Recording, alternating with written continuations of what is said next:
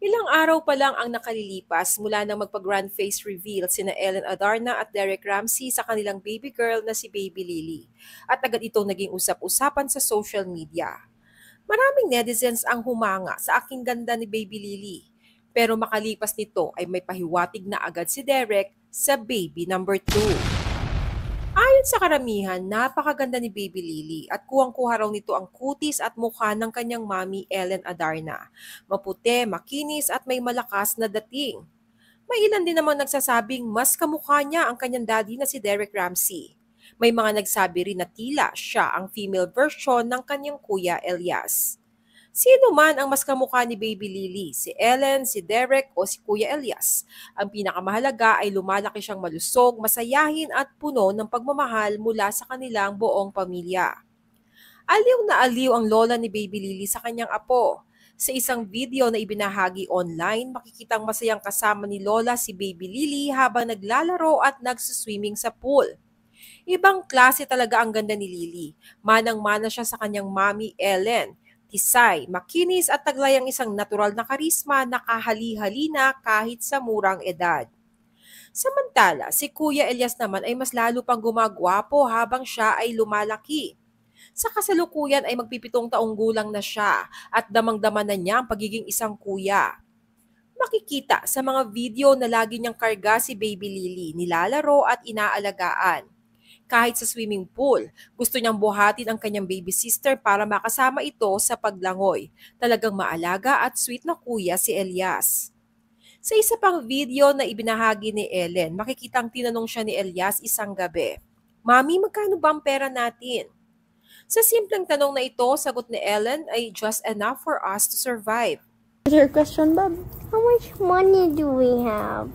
Why are you asking that? I want to ask. Why? Because I just want to know.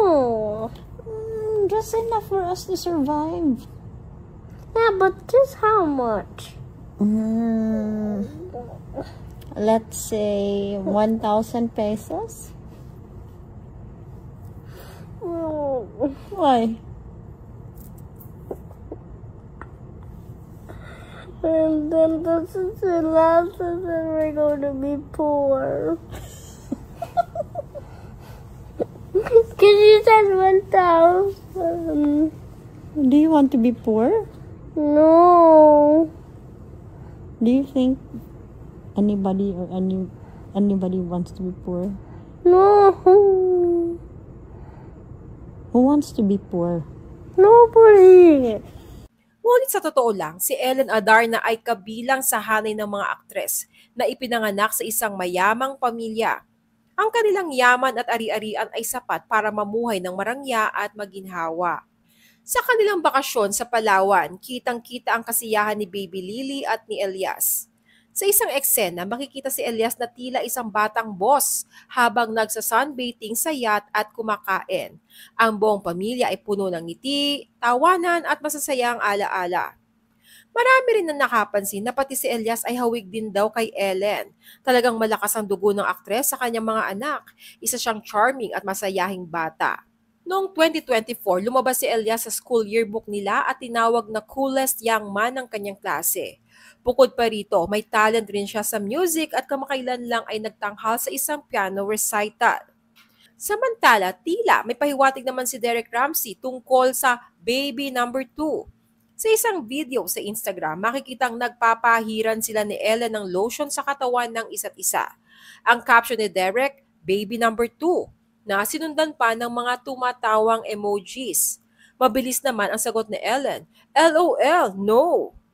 Nagbigay ng iba't ibang reaksyon ang mga netizens. Sabi ng ilan, dapat daw ay baby number 3 na iyon dahil nandyan na si Elias. Ngunit ayon naman sa iba, baby number 2 talaga kung anak ni na Derek at Ellen lamang ang pagbabasehan. Para sa kaalaman ng lahat, si Elias ay anak ni Ellen sa dati niyang karelasyong si John Lloyd Cruz. Ipinanganak si Elias noong 2018. Matapos ang kanilang paghihiwalay, nanatiling maayos ang co-parenting setup ni na Ellen at John Lloyd upang mapalaki si Elias ng maayos at puno ng pagmamahal. Ayon kay Ellen, si John Lloyd ay isang responsableng ama. Hindi raw ito pumapalya sa pagbibigay ng suporta at may mga pagkakataong mas malaki pa ang binibigay kaysa sa hinihingi ni Ellen. Samantala, si Austin naman ay anak ni Derek sa dati niyang asawang si Mary Christine Jolly. Ikinasal sila noong 2002 at si Austin ang bunga ng kanilang pagsasama. Pagkatapos ng kanilang paghihiwalay, lumipat si Mary Christine sa Dubai kung saan niya pinalaki si Austin. Noong 2011 lamang nakumpirma ni Derek na siya ang ama ni Austin at mula noon ay unti-unti nilang binuo ang kanilang relasyon bilang mag-ama. Noong 2021, ibinahagi ni Derek ang isang emosyonal na sandali kung saan tinawag siya ni Austin na dad sa unang pagkakataon. Isang pangyayari na tinawag niyang isa sa pinakamahalagang bahagi ng kanyang buhay. Sa kasalukuyan, masaya na ang pamilya ni Ellen at Derek. Tinatrato ni Derek si Elias na parang tutay niyang anak at ganoon din naman si Ellen kay Austin.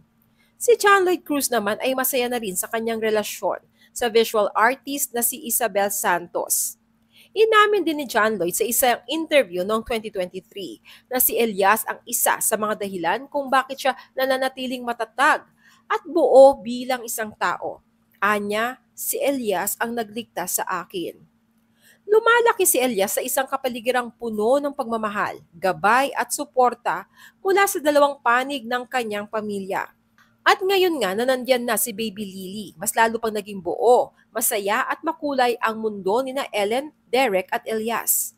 Ang kanilang kwento ay patunay na kahit sa gitna ng mga pagbabago, pagsubok at bagong simula, ang pagmamahal ng pamilya ay nananatiling pinakamalakas na pundasyon ng buhay. Elias!